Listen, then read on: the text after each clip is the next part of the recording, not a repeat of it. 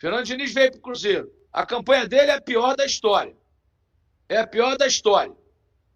Né? Ele mesmo admitiu ontem, após a derrota para o Palmeiras, que ele vive o pior ano da vida, que ele não está conseguindo fazer o time jogar. Então, não sei, a diretoria deve estar pensando, eu não conversei, como eu disse, nem com o Pedrinho, nem com o Alexandre Matos, nem com o Pedro Júnior, né? Não conversei com ninguém, Mas, pelo que eu vejo, pelo que eu ouço, pelo que eu leio, né? Eu acho difícil ele continuar. O Samuel Venâncio já está cravando que depois do jogo de domingo ele será demitido, independente de ir ou não para a Libertadores. Eu não tenho essa informação. O Samuel é um cara muito bem informado, é um cara que cobre só o Cruzeiro, é um repórter. Eu hoje trabalho mais como analista e como comentarista. Claro, quando eu preciso checar alguma coisa, eu vou, checo e tal, mas o Samuel Venâncio já disse, hoje é o melhor repórter que tem no Brasil. E de Cruzeiro é o cara que mais entende. Então ele disse hoje, eu acompanhei no canal dele, que domingo deve ser a despedida do Diniz. Eu não ouvi isso da diretoria. Né? Como eu disse, eu não conversei com ninguém. O Samuel deve ter conversado e deve ter ouvido alguma coisa. Né? Eu não posso falar em cima do que eu não ouvi. Mas esse é o desejo da torcida, não há dúvida. Né? E você, como é que você mantém no clube, um clube gigante como o Cruzeiro, acostumado a títulos, a vitórias, um cara que em 14 jogos ganhou um?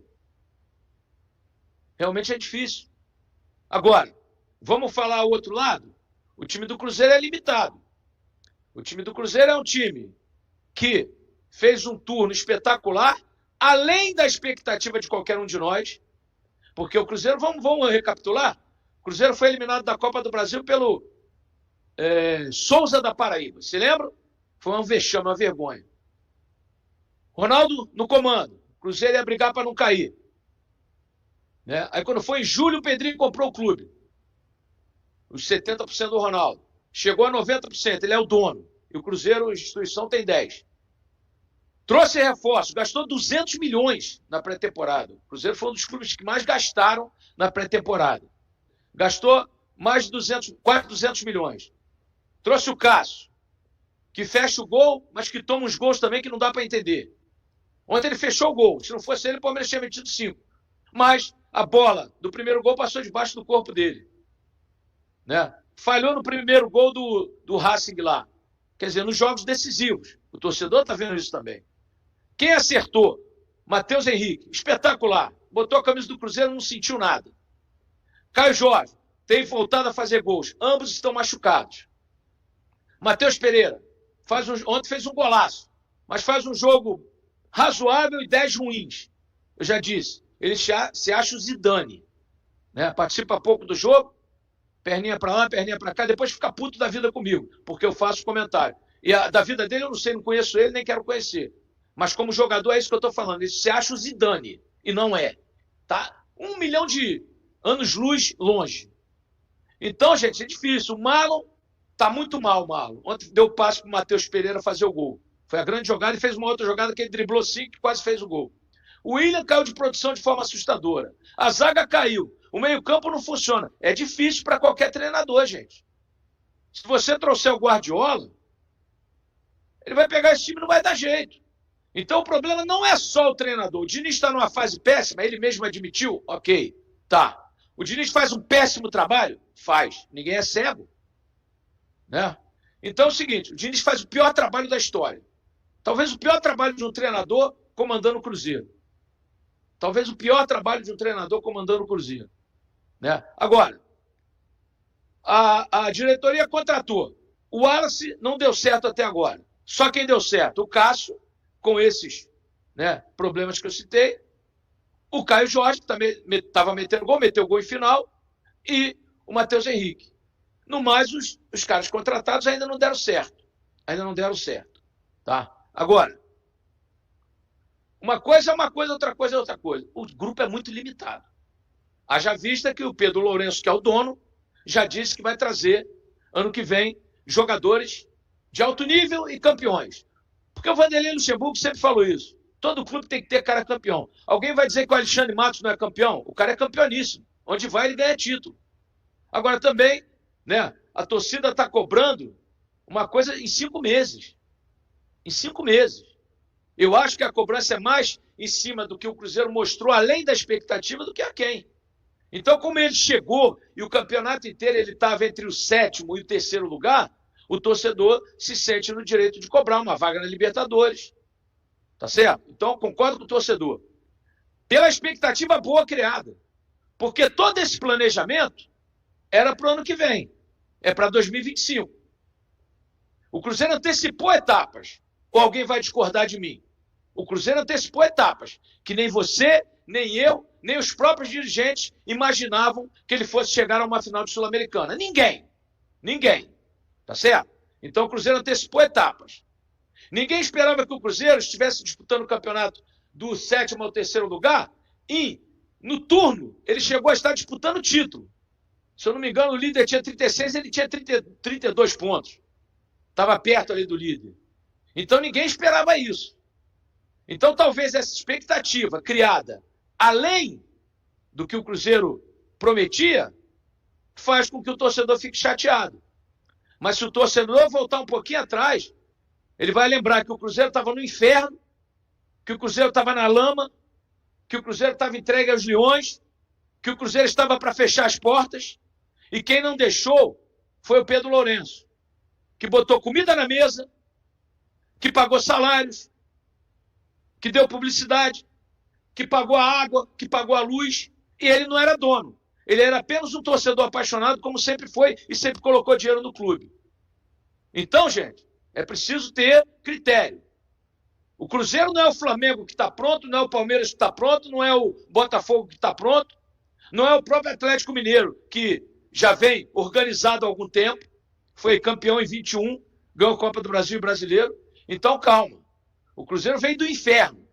Subiu em 23, né? Subiu em 22 para 23, fez uma péssima campanha em 23, e agora em 24 ele chegou a disputar o Brasileiro, o título no começo, no primeiro turno, caiu muito no retorno, a campanha péssima, horrorosa, e chegou à final de uma Sul-Americana. Com esse grupo, com esse time, com o Seabra e com o Fernando Diniz.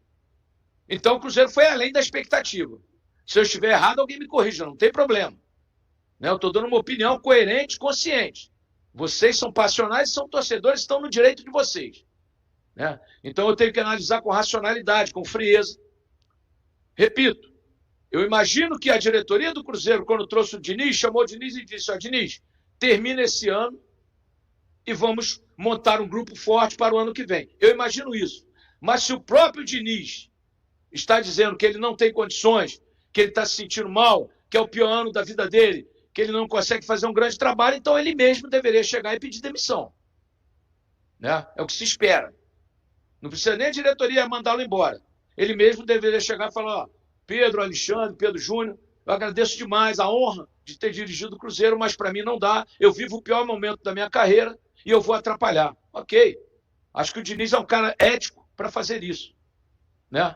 Vamos aguardar. Agora, eu não posso trabalhar em cima de um nome se o técnico ainda está empregado e a diretoria não disse que ele está demitido ou que ele pediu demissão. Existe uma grande possibilidade? Existe. Existe. Né? Em função de tudo que ele falou ontem à noite, ele mesmo admitiu, e do péssimo trabalho que está sendo realizado. O trabalho é pífio. O trabalho é horroroso. O trabalho do Diniz é abaixo de qualquer crítica. Talvez seja o pior trabalho de um treinador num grande clube brasileiro dos últimos tempos. Talvez seja o pior trabalho de um treinador num clube grande brasileiro nos últimos tempos. Sabe? Então é por aí. Agora, vamos ver o que a direção vai definir, se o próprio Diniz vai pedir demissão, ou se ele quer continuar. Né? Então é por aí, gente. Sabe? É preciso analisar. Eu tenho que analisar com frieza.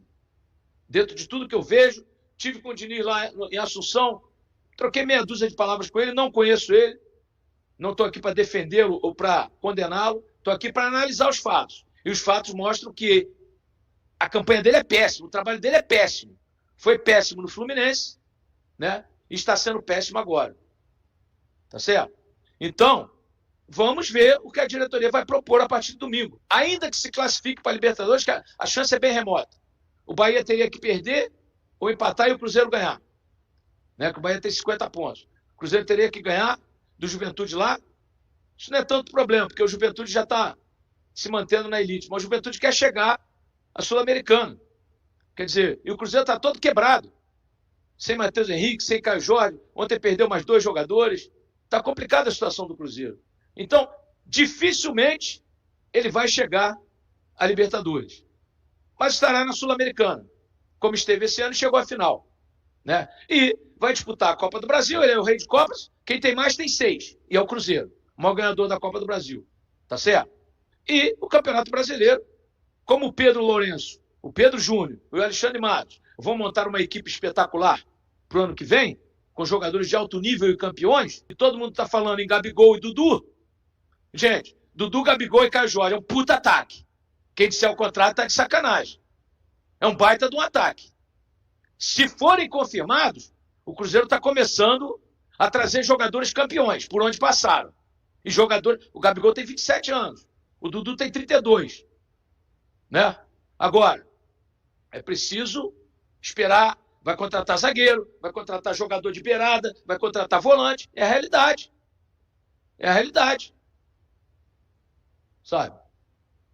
E é pensar nisso, é pensar no ano que vem. Oscar, eu não gosto, acho um péssimo jogador. Oscar 7-1. Mas pro futebol brasileiro, deve jogar ainda. Ficou 8 anos na China, hein? 8 anos. De 14 até agora, 8 anos na China. Passou pela Inglaterra e depois na China. Né, o Oscar. Mas eu tenho certeza que ele vai, né, se for contratado, agregar muito. Pro futebol brasileiro que está na lama, joga. Outro detalhe, o Cruzeiro está na frente do Atlético Mineiro do Brasileiro, gente. Termina o Brasileiro na frente do Atlético Mineiro. O Cruzeiro tem 49 pontos, o Atlético tem 44. Quer dizer, o Atlético já vem montado há muito tempo. O Atlético foi campeão da Copa do Brasil e do Brasileiro em 2021. Já tem um time montado há muito tempo. Vai só colocando peças. E o Cruzeiro está na frente. Isso é ruim, gente? É ruim o Cruzeiro estar na frente do Atlético com todos os problemas que ele tem vivido? Sabe? Então, eu não entendo. Sabe? Eu acho que o torcedor tem que ter um pouco de consciência. Por mais que ele seja apaixonado, mas não pode ser cego. Ele tem que ser apaixonado, mas não pode ser cego. Sabe? Ele tem que enxergar o momento, o que está acontecendo. Então, o torcedor do Cruzeiro, ele não pode colocar uma viseira. Ele está acostumado a ganhar títulos e taças. Não pode ser assim. Sabe? Não pode ser assim.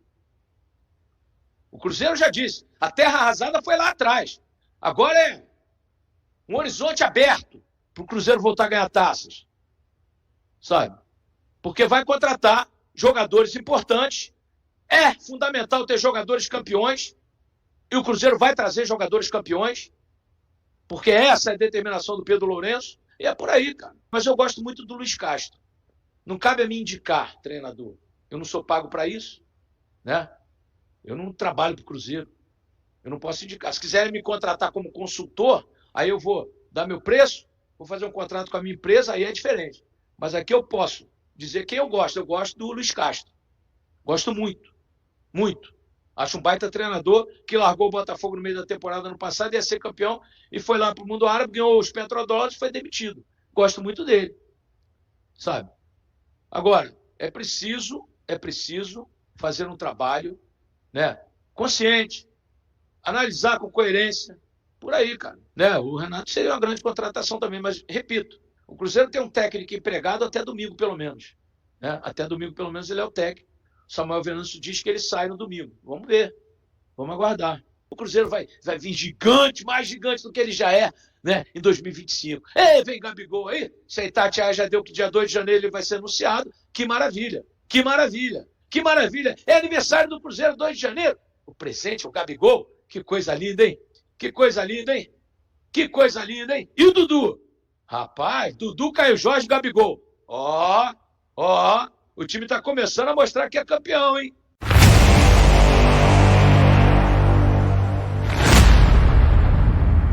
A situação de Fernando Diniz no Cruzeiro é indefinida. O treinador, que chegou ao clube com a missão de recolocá-lo na elite do futebol brasileiro, ainda não conseguiu consolidar seu trabalho e os resultados têm sido abaixo do esperado. Com contrato até o fim de 2025, Diniz segue no comando da equipe, mas a sua permanência para o próximo ano é questionada. A diretoria celeste avalia o desempenho do treinador e a falta de um projeto esportivo mais sólido para o futuro. A classificação para a Libertadores poderia amenizar a pressão sobre Diniz, mas não garante a sua continuidade no cargo. A decisão final deve ser tomada após o último jogo do Brasileirão, quando o Cruzeiro enfrentará o Juventude.